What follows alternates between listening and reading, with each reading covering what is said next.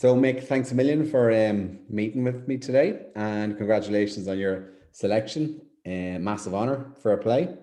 So, what I want to do is just ask you first and foremost is Skerries, what was the connection? How did that happen? Um, how did it happen, Skerries? Well, I actually went to school in Skerries,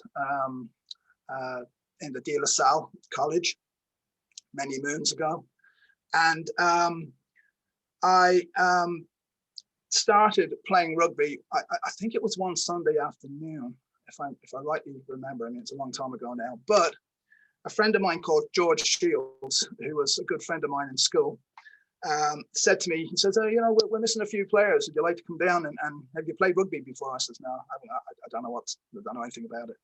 So anyway, What age was that at? sorry. How old were you at this stage? Oh my God. I mean, I was still at school, so I was only about 14, 15 maybe, Okay. maybe, yeah, around that, I'd say. And so I think Jim and Frank Rogan got involved as well as roping me in. Anyway, they got me down there, and we happened to be playing Belvedere that day, which was, when looking back now, I thought to myself, yeah, that's some christening to rugby. And Father Fortune was the coach at the time, and he thought I'd make a good fullback, which didn't go down. Didn't go very well that day anyway. And we were hammered. I mean, I can still remember one of the things. I'm standing there, and they're saying, "You're the last line of defense. Nobody can get past you." And I'm looking like a 7 Belvedere players running at me. And my first tackle was I just stuck my leg out. I went down with my hands and stuck my leg out. And the guy tripped over. The guys come over to me and they say, "You can't do that." And that was my introduction to rugby anyway. And I've Skerries. Then after school, I moved away from Skerries. I worked in Dublin, and I got into music in a big time then as well. And I really then got back into rugby around 1983. I'd spent that summer in the south of France, and I'd lost a lot of weight. So I thought, yeah, now's a good time to try it, than any other time. And I came back, and yeah, it was around 1983 I started playing again for Skerries. Right. Okay. And you stuck it out that time. And I've spoken to a couple of the lads who've been selected in the team and other nominees as well. And they would always kind of said, "Yeah, Como was a good lad." Yeah, particularly when we went AIL and we were going down the country, and you became our little enforcer and our little protector. How does that make you feel? Well,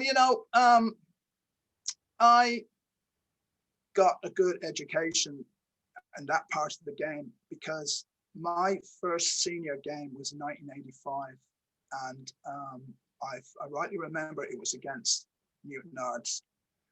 And that day, I'll name the pack that day. It was Desi Lumsden, Bill Mulcahy, Sean Thornton, Jim Glennon, I think Shay McGuinness, or Chris Jenkinson, and then it was Paul Jenkinson and Cathal Copeland. So when you're playing with that caliber of guy, they were all very experienced. I learned a lot about looking after the guys around me from them, and looking after myself, obviously. But if the guys, felt more secure that way, that's fantastic. When you're playing with an Irish international on your shoulder, you learn an awful lot during the game, it stuck with me. Jim was always a great support for me when I started, and I really respect the guy. And Shane McGuinness, he absolutely awesome. And I used to look at him play, and he used to do things, and he's always thinking, and just playing with those play. I mean, I could mention 100 people, but playing with those kind of guys, it's educating, and to then take it on and pass it on, or use it in some instances where it had to be used. protection side of it, that's great. If the guys felt I did a good job, then I'm happy with that. Brilliant. Yeah. You alluded to there some Skerry's legends, and what are your really abiding memories, positive, on the pitch? On the pitch, I mean, yeah, the two men I just mentioned obviously were a huge influence on me. You know, the names like Peter Jenkinson, the Jenkinson brothers, all of them were awesome. I have a few names here: Cathal Colton, Jerry Carron, Jerry O'Hara, remember from Dundalk, Yeah. Finbar McCarthy, David O'Leary, Kevin Devlin. I know a great story about Kevin Devlin. We were playing Greystones at one stage, and we were beating them out in Greystones actually. And Kevin was obviously playing with us at that stage, hadn't gone to St Mary's, but Nick Popperwell anyway was bitching a bit to everybody, and the referee wasn't agreeing with him. And Kevin turns around and he says, "It's tough at the top, Nick," like that, and I just always thought that was a great, because he was playing for Ireland at the time. Yeah. Ollie Ennis, Colin McNally. I mean, I could just keep going. These guys on the field. I mean, they were just so dedicated to what they did, and they made it easy for me to do my job. Anyway, it was fantastic. I remember being in Scotland, and we were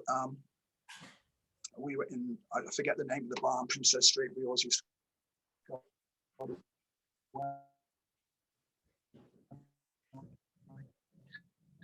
But Jim Glennon had just been selected for the World Cup squad in '87, and actually, but we were on the, I think it was the Thursday night. We had just arrived, and we're all there. The place packed, and the next minute, Jim walks in with. Mick, I'm just going to pause you there. I've just lost you there. Can you hear me? I can see you here. Yeah, I'm going to pause you. Okay, try that again. Yeah. You're in Scotland? Yeah, I remember being, sorry. Okay. Yeah, we were, yeah, I remember a story from Scotland, and Jim Glennon had just been selected for the World Cup squad in '87. And we're in the bar on Princess Street that we used to go to, the whole Skerry's team, just having a couple of beers as we did. And Jim walked in with John Murphy, who I also have great respect for, because his enthusiasm for the game was fantastic. And, he spent some time with me on certain things. At one stage we thought I might make a good prop, and he did a bit of work for me on that kind of stuff. But I'll never remember, I'll never forget it. Jim Glennon walking in, and for a club like Skerry's and the size of it at the time, to have an Irish international playing on a World Cup, the first World Cup, and in that squad was absolutely it made you proud to stand there, in that bar. And he was there, and he just kind of said, "I can stay for a couple of minutes, lads," but I just came to say hello, and it was fantastic. He always I forgot what I was going to say. we can put something in there though, Right. We'll make it up. We'll judge you. On that, then, you basically alluded to the music. You did get involved with the music. So you're always a good man for the sing song on the buses home. So off the pitch, then, other than your Scottish trip, is there anything there that you have very fond memories of off the pitch with the likes of Eamon Coleman or anybody like that? How much time have we got? Well, off the pitch, it's really funny. You mentioned about the guys always felt, that it was, they felt comfortable with me to, look after them on the field. Well, I can tell you one thing: no Skerry's player needed protection when he was off the field. I can tell you that. because they all had fun. We always stuck together, and yeah, there's many stories I could tell about what happened off the field, but it was all in good fun, and no harm was done, and we had a good time. Good. And just off camera there, we discussed your career, your rugby career. Tell us how it all ended. Well, how it all ended, I think it was around 19. So the first AIL game I think was 1993. So it must have been around 91. We were playing up in Malone, and I went for a ball in a line out, came down, and my knee went from underneath me. And I was out of rugby for 18 months. Then I went and got a knee operation and got the knee rebuilt. And then it took me 18 months to rehabilitate and get back there. But I then came back and played the AIL. I think then I came back about 92, 93. I think it was about 3 years. And one day then, the knee was fine. I could play with it, no problem. And then one day, it was late in the summer. The ground was still hard. I just happened to put my foot into the ground and turn, and I heard something click in the knee. And when I went to run with it, when went to run and my knee went to go back, the pain was unbelievable. And unfortunately, that was the end of it for me. I personally think I still had a couple of years left in me, but yeah. I didn't. Otherwise. And does it give you any trouble now, or is it just? No, it doesn't give me any trouble. I've had it since I've been here. I've had it actually replaced. I've had a knee replacement. Oh, so, okay. I'm a bit of a bionic man as well. So. Very good. And tell me this now, with modern technology and stuff like that, are you able to follow the club? Do you still have a passionate interest in the Scaries club, or? I do follow. I don't follow as much as I'd like to, but I do follow it. I mean, I get the newsletter. I keep my eye on what's going on with the team. Over here they show a lot of English Premiership stuff. So like I'm watching Wasps and Harlequins and stuff like that.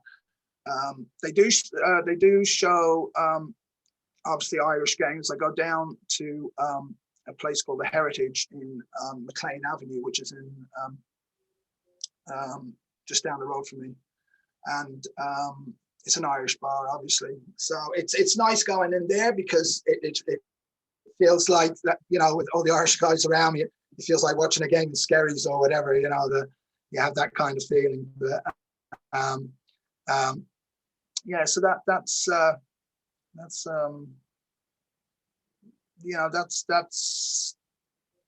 I'd like to keep in touch with the rugby more, but unfortunately, the way games and work and all this kind of stuff, it doesn't. But I'm delighted to be in contact through the.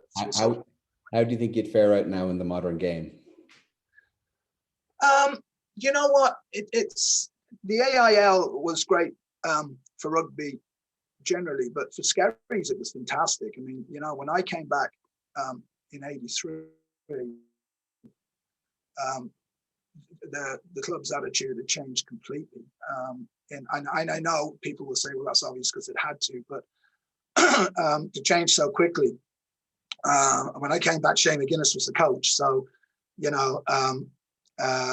with his attitude and his commitment, and people behind the scenes as well. There was like, the bagmen like Jack McGuinness and Tom John, all these people, all their attitudes changed as well when it came to playing rugby. And I think, when I finished playing, and watching today's game, I think I would have done okay. I think, we obviously became a lot fitter than back before the we became a lot fitter. Yeah, I think I think I would. Okay. Yeah.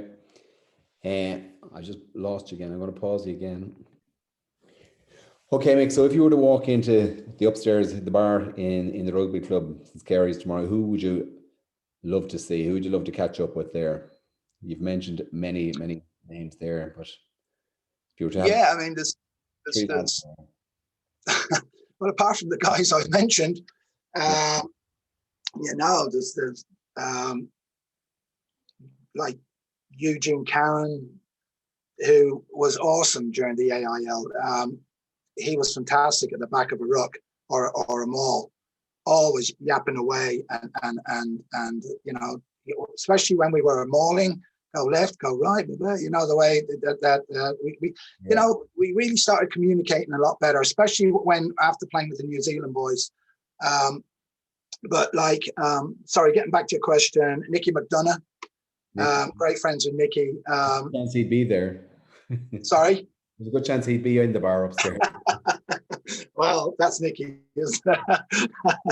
Barry O'Reilly, always great friends with Barry. Keith Downey.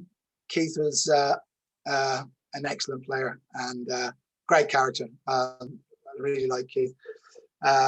Rupert, my second row partner for a while. Rupert was great fun to be around. Tony Giles, Des O'Connor, Alan Carell.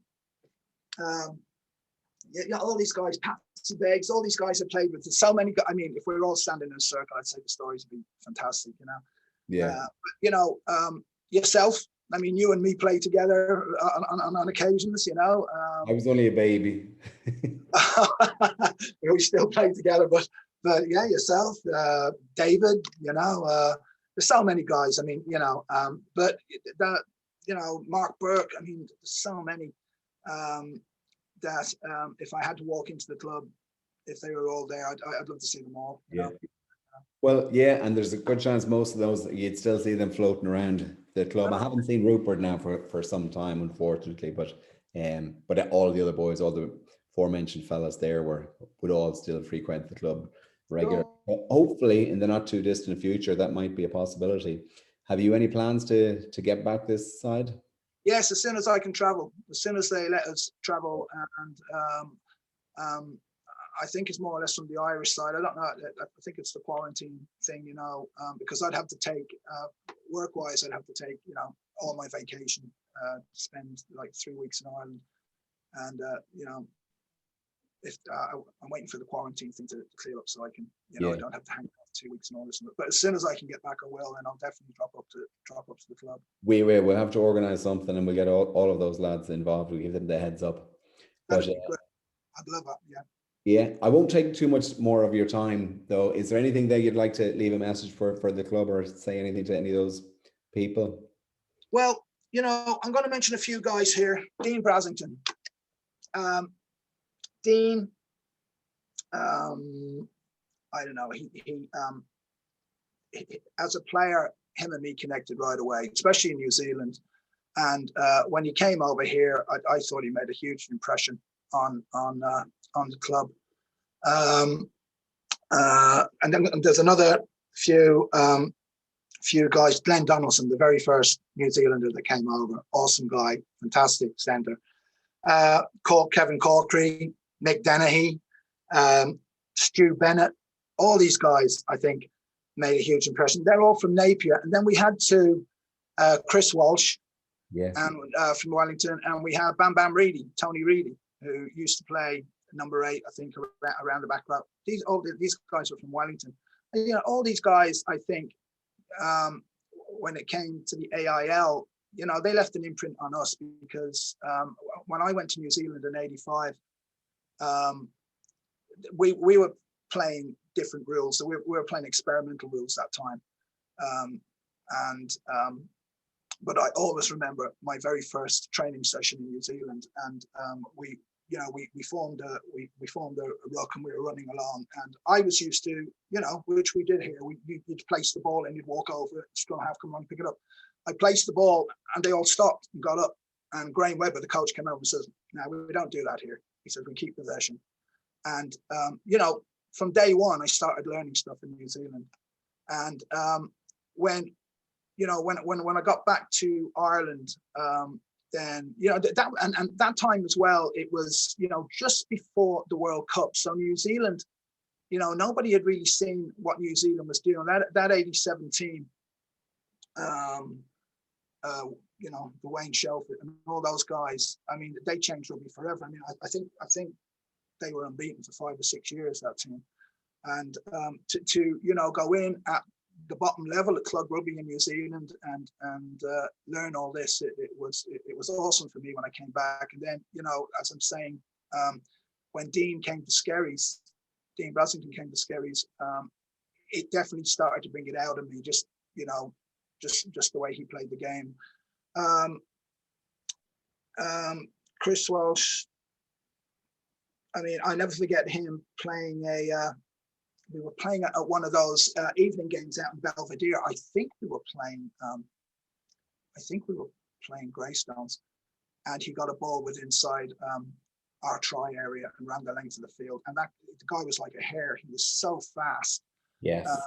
Yeah, he really was. So there's, Mick Dennehy. I mean, all these guys made it, as far as I'm concerned, made an impression on the way we played the game. I always remember a thirds game, and I actually have a quote here. I have a quote from a movie called The Replacements. Right. I think Keanu Reeves, and he comes up and he says, "You're playing, and you think everything is going fine. Then one thing goes wrong, then another, and another, and you try to fight back.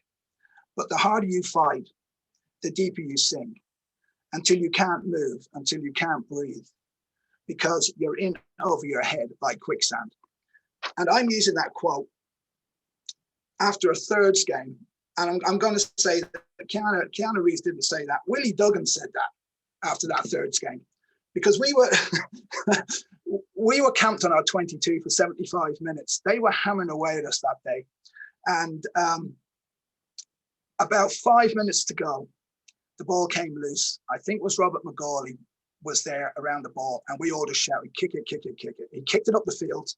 We chased it. I think Dean got there first. He kicked it up the field further. We eventually got a 5 meter or a 5 yard try, I can't remember what it was at the time. And we, to this day, some people have said it's still the lowest scrum they ever saw.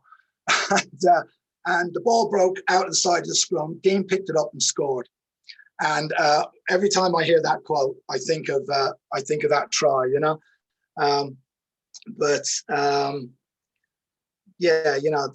the New Zealand guys definitely made an impression on the club. And I think just to finish off, I'd like to say congratulations to everybody that was selected. I really enjoyed playing with you all. I have fantastic memories, and I wish the club and everybody the best of luck in the future. And I hope you get promoted, and I hope you win plenty of silverware. Thank you. Thanks a million. That's lovely thought. Lovely way to finish it. Lovely. Thanks a million, Mick. No problem.